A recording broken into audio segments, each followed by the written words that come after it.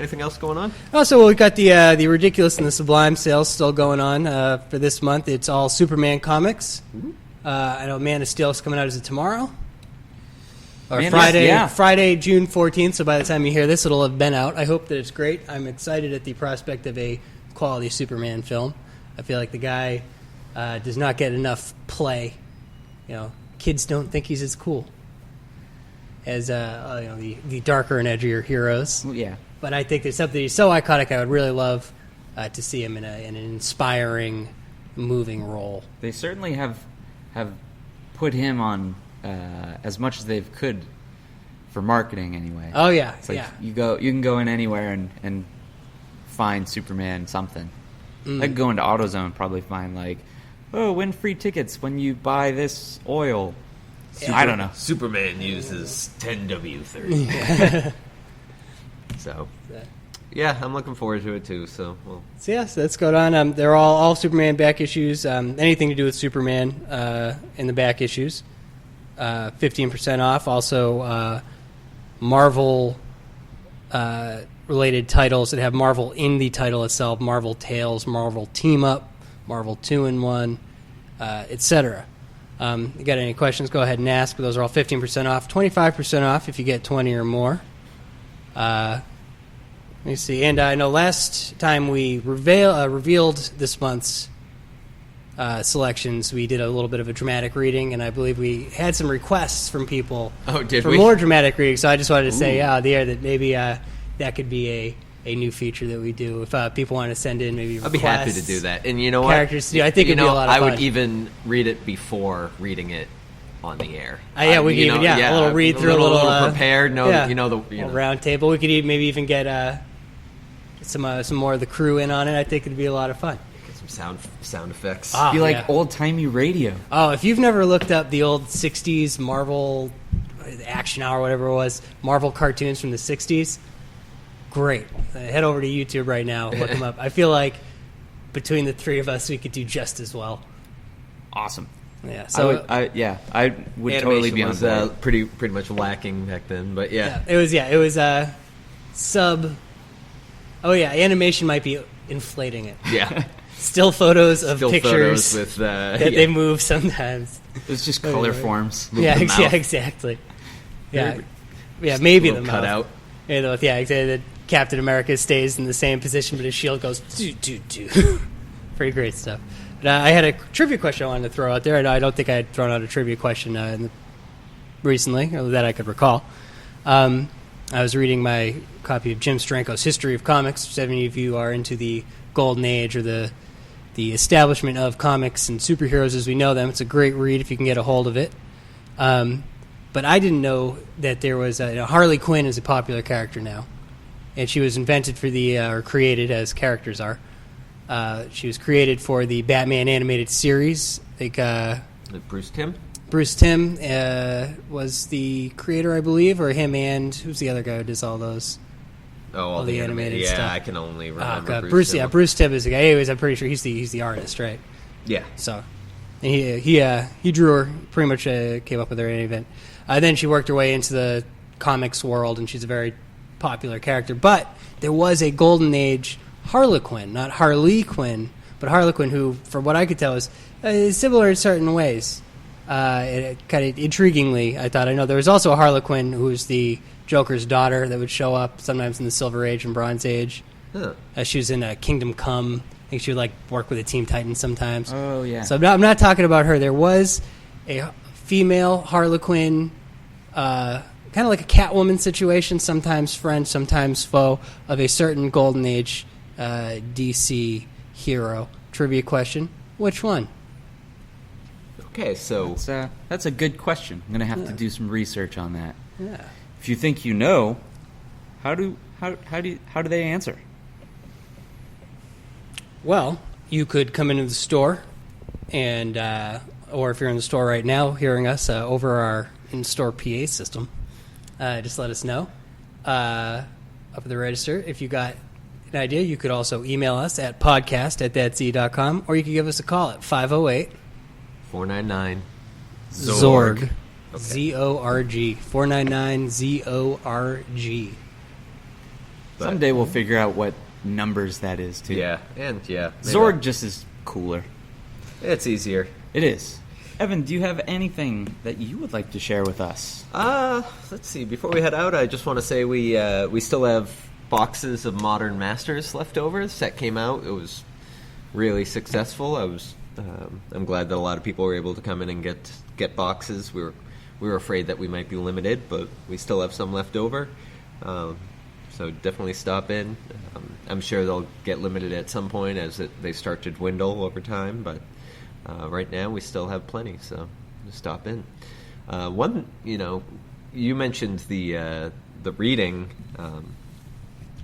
I'm all for having that as a segment, but one other segment that the three of us have been talking about that we've never finalized was probably doing something about who would win, right? Like a versus kind of versus, because that's a very common, almost cliche conversation here, where it's who would win between the Hulk and Superman, and you go, oh well, Superman can fly the Hulk into orbit and all that fun stuff. But the Hulk, the angrier he gets, the stronger he gets. But Superman is the Man of Steel, so if they go close to the sun, then he gets stronger because of. I feel like Superman just has a calming presence too, so that might kind of undermine the Hulk's. And of course, if they're having some kind of battle to the death, then I feel like that might be negated. Could he just throw him into the sun? Like, can the Hulk survive the sun? I don't know. Does he need to breathe? Okay, no, we're not going to get into it. See how this goes? A lot of times when he goes into space, I think he has Hulk-like lung capacity. Well, doesn't he? So he can hold his breath for a really long space time. helmet. Yeah, I've seen that too sometimes. Is that World War Hulk? I can't remember. Could be. But anyways, I was thinking one way that we could do it is as just a way to bring up conversation. I would pick like 20 of my favorite favorite characters who I would want to be on my team, kind of like my Pokemon. So I would have 20 Pokeballs filled with whatever superheroes I might want to use, and then you could have some, and then Matt could have some, and then people can submit some, and then it would be random. Would we do random? We could do like brackets. Yeah, we could do. Yeah, we'd be like March Madness with. Oh, that could be fun. We'd have to have different categories too. We could also do location too if we just wanted to mix it up, right? Because it's like, where are they fighting? Endor, or they could be fighting at Hogwarts.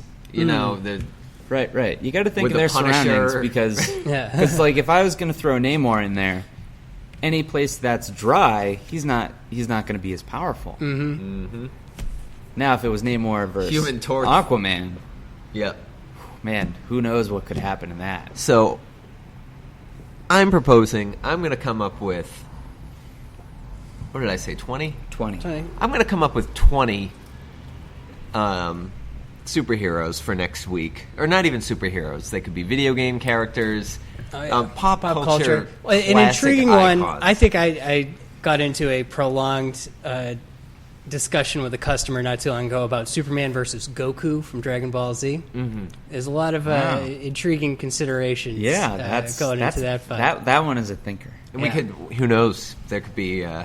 if we both pick the same, it could be like some strange paradox where those two automatically kill each other. Or so it's like, Superman, you pick Superman and I pick Superman randomly. They explode once they touch each other. Now whoever was the third is automatic winner. Now Booster Gold wins. Or what if like Gizmo from again, the Gremlins wins? Well, if you feed him after midnight. No, you just have to hang up. What if, like, say you both pick Superman, you would have to choose which Superman. So, like, Matt could pick Red Sun Superman, and you could pick Superman from, like, Kingdom Come. That's true. Or they could just touch and blow up because of paradoxes. Well, think of like 5 places, too. 5 locations, so 20 characters. Yes. If you're listening to this and you want to submit characters... Yeah, no. We just want to get a conversation going. Yeah. And then, who knows? This might evolve into something more if we get the public input Yeah. from people. You I'd know what? love I'll to just hear it. And spitball what we could do is when we have customers coming in picking up books, do a little impromptu interview. I'm sure a lot Yeah. of people Oh, would yeah. have things they'd like to throw in. we could piece even together. put up a little sign each week with the podcast saying Oh, yeah. like, "Who do you think would win? What Tell if- us why." And then I'm just throwing these ideas out here because this is one of the few times I actually get to talk to you guys. Oh yeah, definitely. And I like the idea of us interacting with the customers, giving them a forum to voice their So- opinions. And then who 'Cause their knows? We opinion could have matters. brackets. Yeah, but if they have. Especially we'll in throw them this. into the mix, and then also, I would want to hear what's the best answer? What's the most creative reason as to why a superhero might win? Absolutely, Yeah. absolutely. So That's something to think about. I'll think of a catchy name, but right now I'm just gonna gonna visually picture throwing Pokeballs filled with like Snake Plissken or Spider-Man. Yikes! Does anyone know what happens when they go inside the Pokeball? Like Pokemon, what happens? I never understood because when they come out, it's like a flash of light, kind of like as if they're stored digitally. Yeah. I don't think they physically shrink like Genie. Can you I Dream store Genie. someone? Like, can you? Well, the Pokeballs shrink too. Like if you ever see the cartoon, Oh yeah, you yeah. press the button and the Pokeball will grow, and then you throw it. And I don't even know how. Basically, the Pokeball can you retracts. shrink a human being down and trap them for as long as I'd you like want? to think that you could with certain technology. I imagine that it is like the transporter in Star Trek, except you just kind of go into a holding pattern in the ball. That's, Okay. I guess, Okay. how I'm picturing the mechanics. Because I'm basing it on the fact that when they take it out, it's small, it grows, and you throw it, and it opens up, but then like a zoom, zoom, like lightning kind of thing comes out, and the Pokemon's there. Like I it doesn't imagine- like come out and like stretch. I imagine like a trans-dimensional pocket, so they go in there, and they go to another dimension, and they just have like a house or something, and it's more just like they're getting called to action, so they just leave Oh, yeah, here we go. their comfort zone. They're like, all right, let's do this. Yeah. So that's it for this week, I believe. Yes. Yeah. So lots of contests. Love to hear input. Once Stop again- in, talk to us. I think they know. Podcast at Podcast@thatsea.com. Talk to us in the store. We'd love to hear your thoughts. Anything else?